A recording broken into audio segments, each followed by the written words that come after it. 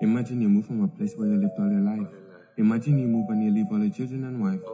Starting all over again, but no one you know is around. Well, they didn't have to imagine. They built it up from the ground. How does it sound? Not easy because it isn't. Could have praised them, but it didn't. But the Ray Bond, that's a winner. And they ran straight to the finish. You get to know them up close and personal. Wait, just give me a minute. Welcome to the front row. Can I get a drum roll? Intentional. We may be immigrants, but we are still intentional. We are dependable. It's just that set the bar, but still the best of all. We are intentional.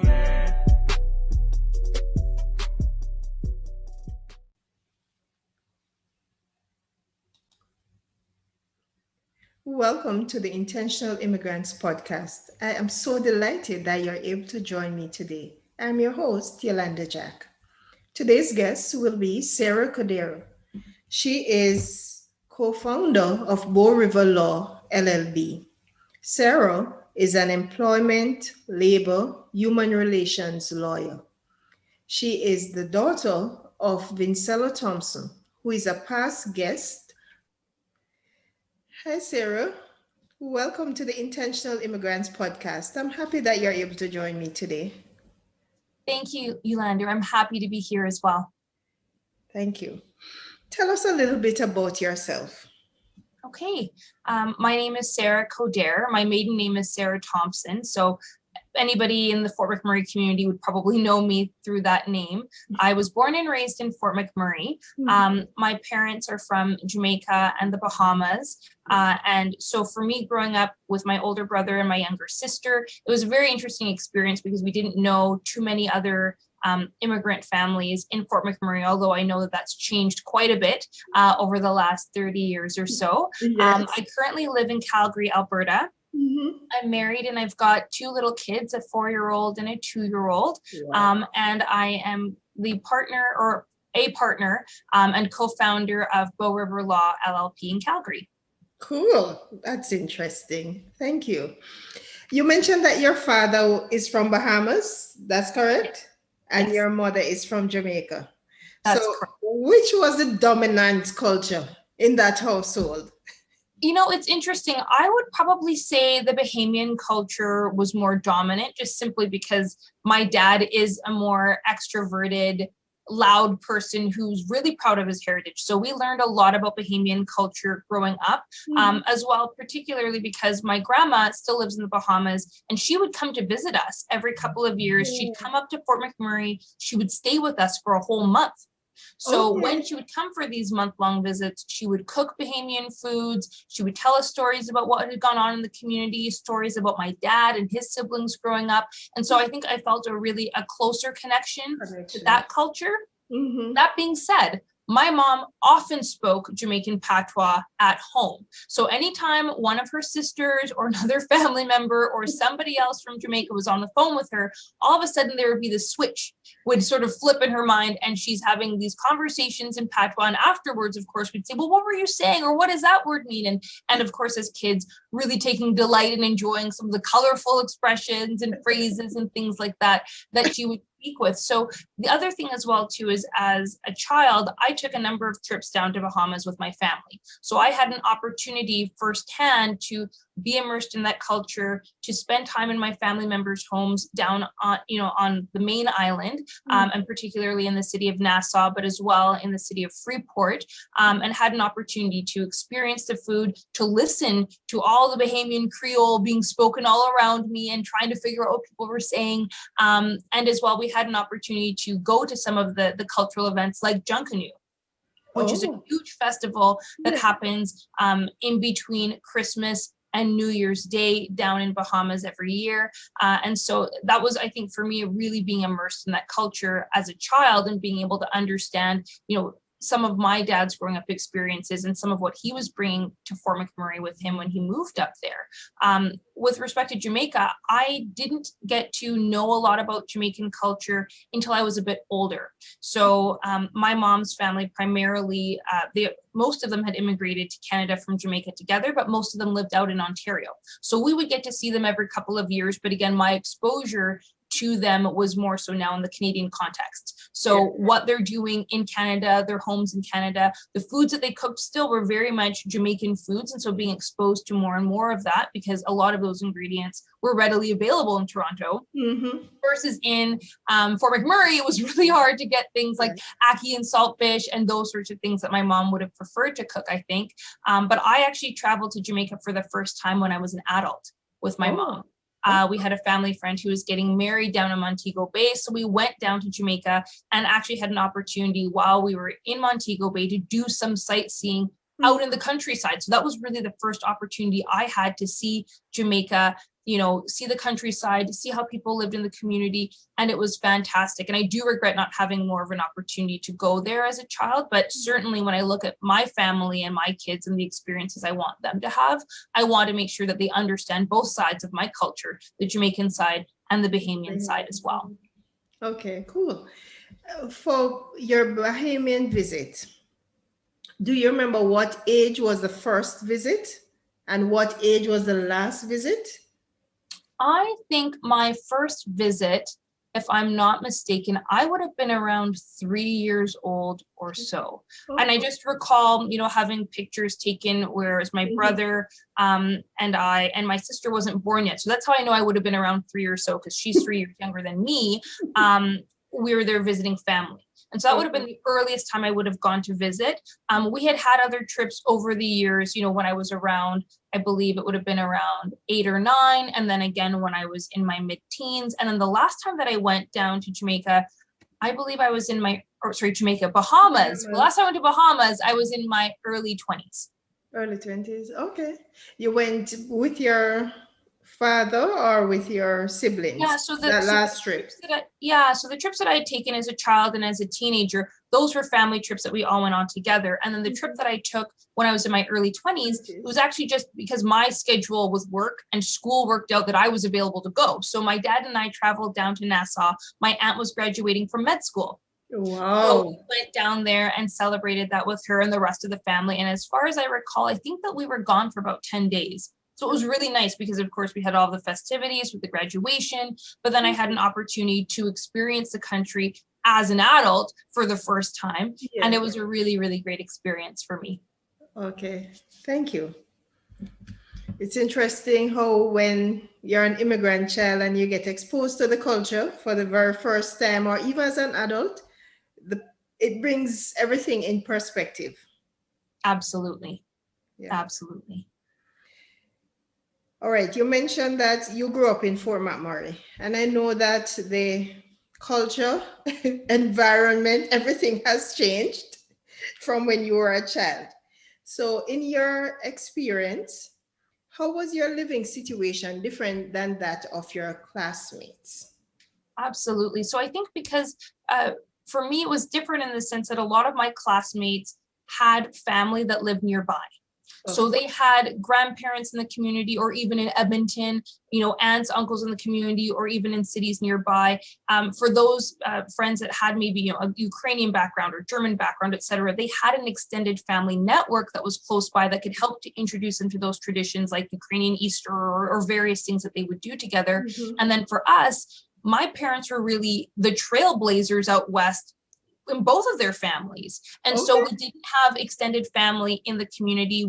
Our closest family members were in Toronto on my mom's side of the family. And all of my dad's family was in the Bahamas for the most part. Some of them into the US, but for the most part, everybody in the Bahamas. And so I think that was a big difference for us, was that we grew up as a really, really close-knit unit because we didn't have extended family in our household or even in our community to help sort of carry some of that parenting load for my parents, as well as to help us understand the culture and the roots and what it was like, you know, for them in coming to Canada. But that being said, you know, my parents were both very open with my siblings and I as we grew up about coming to Canada initially, my mom when she moved from Jamaica to Toronto, and then from Toronto to Fort McMurray, and what that transition was like for them and some of the difficulties and challenges that they faced. And my dad came to Fort McMurray straight from the Bahamas in the middle of winter, in his 20s. And so that was a complete shock for him,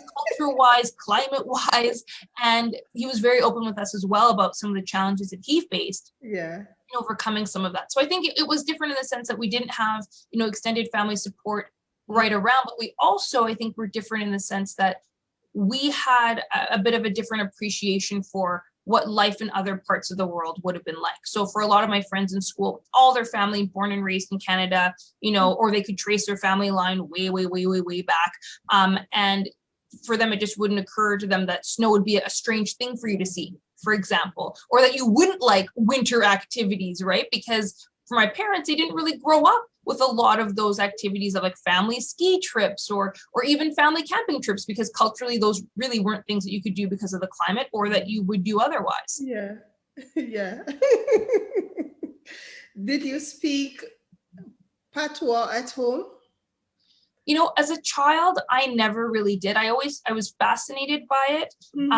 But I also sort of thought that it was strange because neither of my parents ever spoke patois or any sort of Creole or anything like that outside of the house. It was like our little language at home, and they would only speak it at home if they were speaking to somebody else from their country. So if my mom's speaking to her sisters or friends that still lived in Jamaica, my dad on the phone with my grandma or other family members in the Bahamas. And so it was interesting because it was almost like it was our own private family thing that we enjoyed together. Now, that being said, as I've gotten older, I've developed more and more of an appreciation for it. And I think my mom over time has just gotten freer and freer about expressing herself, at home, but also out in the community, my dad as well. And so I actually speak a lot of patois to my kids at home. My husband, his background is French Canadian, and he thinks it's hilarious. He's like, I don't understand how you think the kids will understand you, but they do, they understand. And that's part of, teaching them, I guess, a bit of a different language as well, if you will, and passing on sort of that oral tradition. And sometimes my patois does slip out at work. And none of my coworkers take offense to it or anything like that. It's just an interesting part of who I am.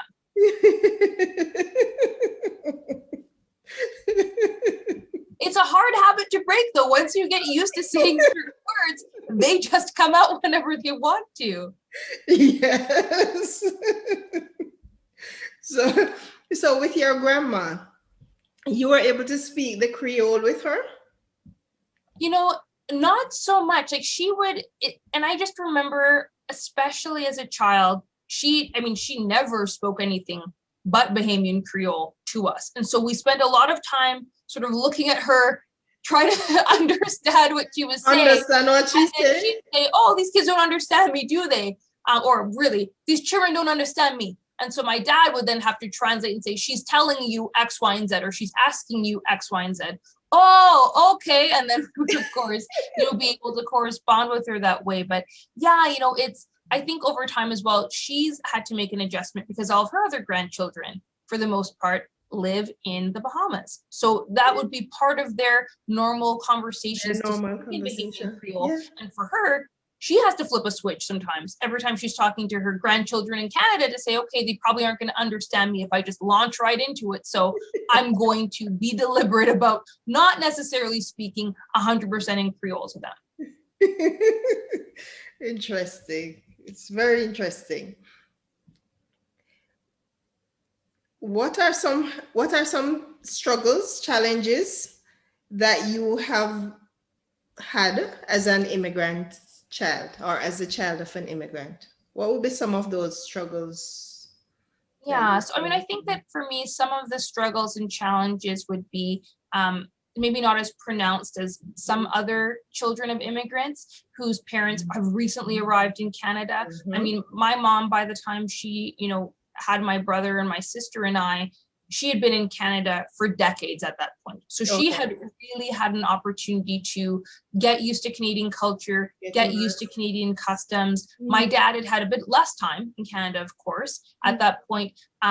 But I think that they had at least spent enough time in Canada understanding the culture to be able to give us some instruction on, how you will be perceived in Canadian society, mostly because of the color of our skin. So a lot of the challenges that I faced growing up weren't necessarily because my parents were immigrants, but because of the color of my skin. And I think that the two sort of go hand in hand though, because right away there's a sense of, well, you don't belong here per se because you're maybe the only Black student in your classroom. And that certainly was the case for me the majority of the time I was growing up in Fort McMurray. You know, there were other Black families in the community, but you didn't necessarily always go to the same school as those other kids. And even if you did, you weren't necessarily in the same grade as them. So there was a lot of feeling a little bit isolated. And then of course as well, just a sense that our traditions weren't always the same as other people's traditions. And the things that, you know, some kids were doing because it was like Halloween, for example, was a really big deal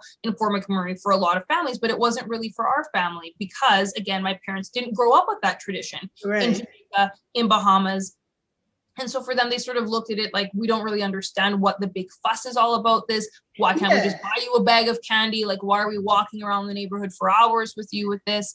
And so I think there were some challenges with that, I think, as well. And also to just, you know, a lot of things that a lot of our friends would do with their families, like going on ski trips, going skating, going camping. You know, my parents got into some of that to an extent. Things like skating were relatively easy, cost effective to do, easy to learn. But things like skiing, because they didn't have that as part of their background, they didn't, you know, the costs are fairly expensive. It never really was a thing that they wanted to push on us to say, you're in Canada now, you got to learn how to ski. And I think that actually is a credit to my parents, that they were comfortable enough in their own skin to say, you know what, these are activities that we're interested in our kids learning or doing, but these are other things that we're not going to feel a need to assimilate and conform to put our kids in it just because all of these other families in town are doing that. Yes, yes. That's true. What is your current profession or business? You mentioned that you're a lawyer. You started a law firm, or you're a partner. Let me correct that. You're a partner and you started a law firm a while ago. How long ago was it? And tell us a bit about it. We just started the firm in February. Wow. Yeah, so fairly new. I am a lawyer. I focus on employment and labor law. And Bow River Law LLP is a new firm that I've started with my partner, Joel Fairbrother. And we focus on employment, labor law, and human rights law. Okay, cool. And you got your law degree, that was from University of Alberta, right? No, I got my undergraduate degree at the University of Alberta, and then I went to law school at the University of Calgary. Okay. Still, you're sticking to Alberta, right? Yes, I've only ever lived in Alberta my whole life.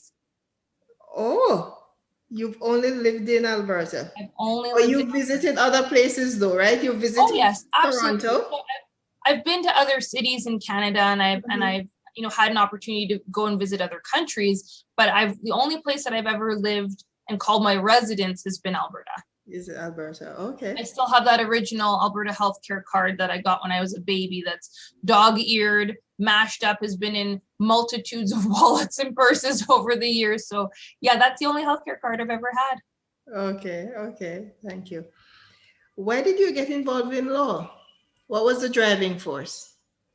You know, I think the driving force for me in law was I like words, I like people, I like helping people, and I really, really, really like arguing.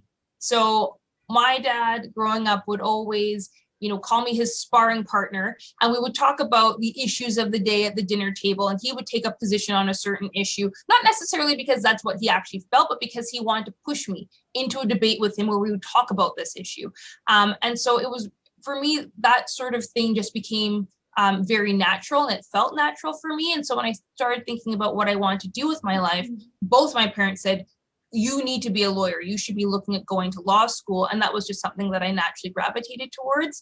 But also I found a lot of meaning and fulfillment in my career as a lawyer, because being a child of immigrants, I'm very aware that there are other countries that have different laws, that have different norms, that have different ways of dealing with disputes and dealing with issues that come up. And in Canada, we're very fortunate to have laws that are fair, that strive for equality and respect for people in a variety of forms. And so I'm just really privileged and delighted to be able to practice in this area. And one of the things that I love most of all is actually having clients who are immigrants, who don't know what the laws are in Canada, that don't know what their rights are, and being able to provide them with that advice, with that guidance, so that hopefully they can take it and share it with others in their community.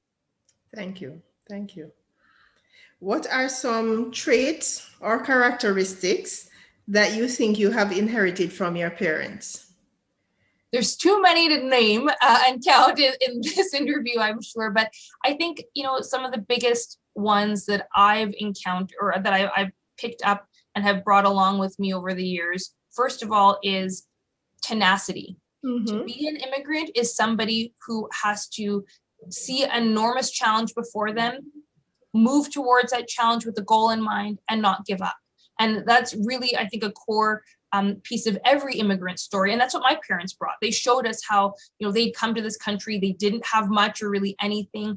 And they had dreams and they had goals for the life they wanted to have, and they held on to them and they worked hard to get what they got and to get where they were in life in terms of education, positions, and just the impact that they were able to make in their communities. So that's always stuck with me. And that's one of the traits that I do think I take from my parents is that sense of tenacity or stick-to-itiveness or grit, whatever you want to call it, that I've inherited from both of them. The other thing that I think I've inherited from both of them is their outspokenness.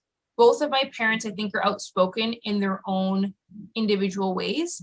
And I think that has to do with the culture. Bahamian culture, Jamaican culture is, even though they're both former British colonies, very different from Britain, where you'd be very reserved. People typically don't say what they think or what they mean.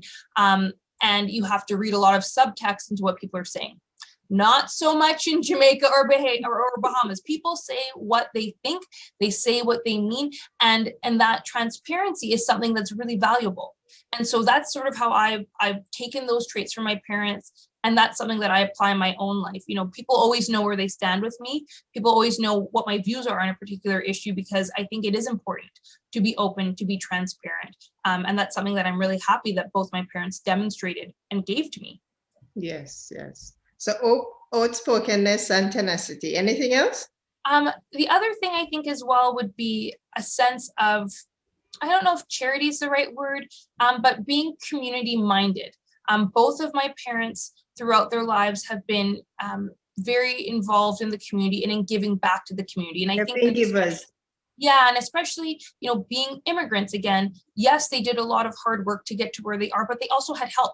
There were people that stepped up, that championed them, that were allies for them, that helped to give them resources and support when they didn't have it and they needed it. And my parents have always, acted and have, in fact, encouraged my siblings and I to give back. You didn't get to where you are by alone, yourself. And it's important to acknowledge other people in that. And there's this old Bahamian saying my dad loves to always say, which is, you throw bread on the water and one day it will come back to you. And it's a saying that he would use when he was talking about a lot of the things he was doing in the community or kindness that he would show to other people. And essentially what it means is that you yourself may not see the benefits of what you're doing, but maybe your children will reap that benefit, or other community or your grandchildren. That's right, or your grandchildren even. So again, that's certainly one of the things of community mindedness, but legacy, I think, as well, and wanting to create a legacy for themselves and for their families that my parents passed down to me. Thank you. There's one thing you didn't mention, which is being a risk taker, because you left the security of a recognized law firm, and guess what? You branched out on your own. Absolutely. And I think that's, again, that can be coupled with some of that tenacity and that grit, but it is certainly a different aspect to things that, again, as a child of immigrants, I saw how my parents had taken those risks. They explained to me what it was like when they came to Canada. My mom's told me stories of my older aunts who were the first ones in the family to come to Canada. They moved here not knowing anybody, not knowing anything about the country or the culture. They worked as maids in people's homes to save up enough money to sponsor the others to come. I mean, that's taking a risk. It's stepping out into the unknown. My dad moved here to be with my mom. He met my mom when she was down in Bahamas for a period of time. She said, I'm going to Fort McMurray. I'm living here now. We should build a family together. Come and be with me. He got on a plane, had never seen Fort McMurray in his life, had never seen snow in his life, had never even been to Canada before in his life, and took a risk and came up here and built a life. And so absolutely, risk taking is one of those qualities that I think is embedded in anyone who's an immigrant who will take a risk to step out from what they know into a brand new country that they have no idea really what it holds for them. But they take that risk and they jump forward, and having that grit and that tenacity to move forward, I think, is what makes so many immigrants successful. Yes, yes. Thank you. Share a morning routine or ritual which has helped you well.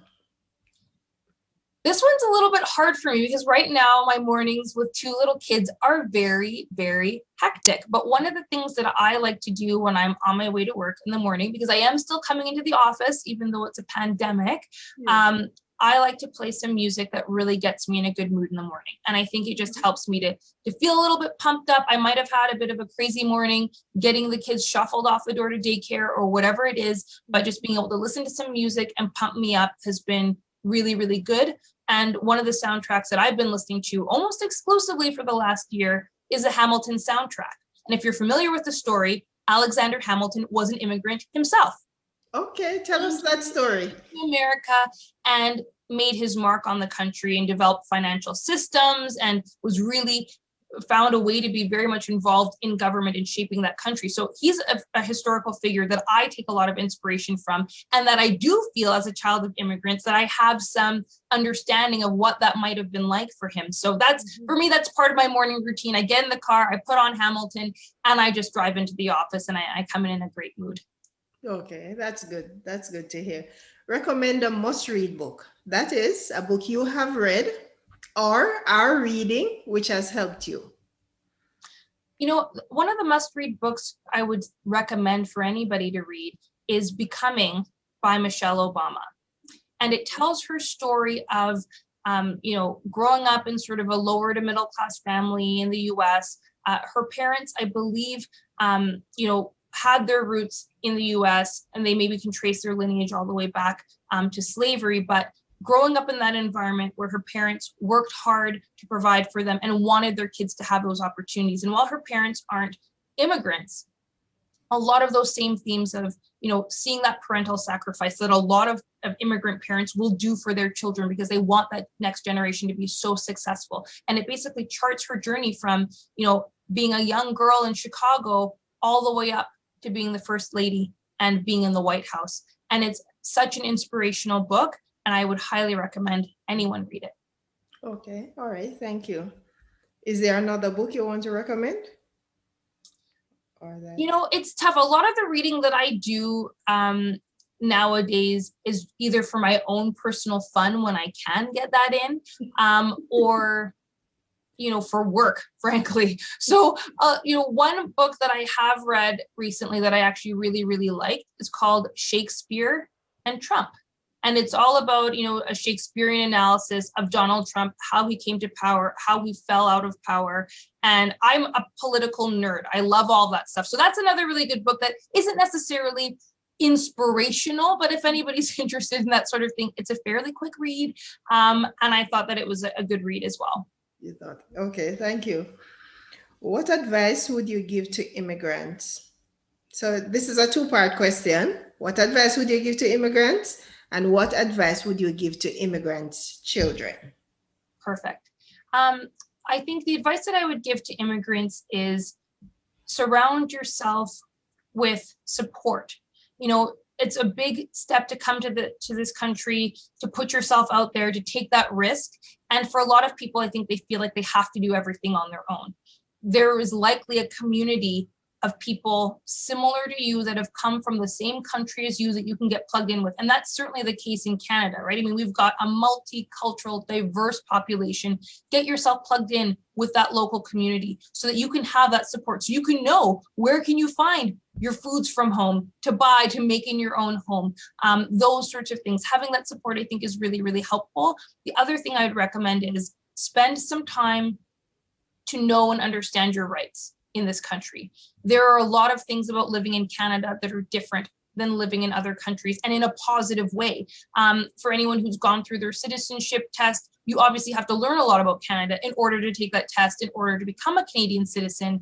But there's still a lot that is not covered. And in particular, in my role as an employment lawyer, oftentimes, some of the most heartbreaking cases I deal with are people who come to me after the fact when things have happened.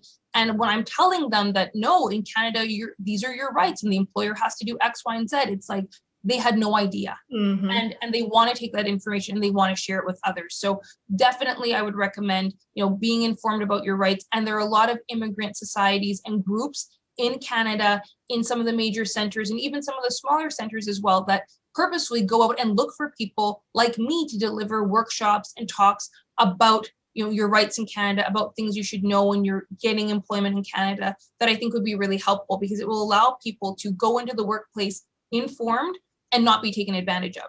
Okay, thank you. And then for children of immigrants. Before you go on to the children, yes, this is an open invitation for you to come back on the podcast and just giving advice to immigrants, especially in the area of employment. So I think we'll have you for part 2. Okay, I would love that. Yes. So in the future, we'll have another interview, just you giving some tips to my immigrant listeners. Okay? Absolutely. Thanks. Thank you. All right. What about their children? What advice would you give to immigrant children? I think the advice that I would give them is, while there is this drive and desire to fit in and to be like everybody else, that there is beauty and strength in your heritage, from where your parents came from their story. Don't be ashamed of that. Don't try to hide it. It's an important part of who you are. And the sooner you accept that and incorporate that into your identity, the sooner I think you'll flourish as an individual as well. So I know, and I'm speaking from my own experience, growing up in Fort McMurray, wanting to be like everybody else, wanting to just sort of blend in and go with the flow. And I think that there's a lot of important things that your parents who are immigrants and who came to this country by taking risks, by not giving up, by working hard, that they can pass on to you. And it would be, a shame to not listen and take some of those lessons to heart, and to not, again, take the time to learn about your culture. So it may even be too that your parents feel like they have to fit in and they're not going to, engage in a lot of their cultural practices at home. Ask them about it. Get them excited about sharing their food and their language and their music and their culture with you, because that is an important part of your family's identity. Okay, thank you. Sarah, it was my pleasure having you on the podcast today. I am happy that you were able to give of your time and experience so freely.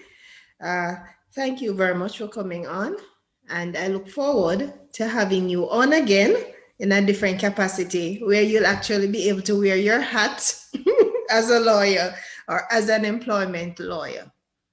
Absolutely. Thank you so much for having me, Yolanda. It was my absolute pleasure, and I can't wait to connect again in the future.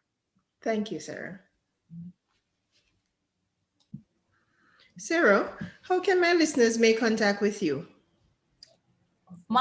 Any of the listeners of this podcast or anyone else who hears about me through the podcast can absolutely contact me at my email address, which is scoderre, so SCODERRE @bowriverlaw.com. And Bow River Law is all one word.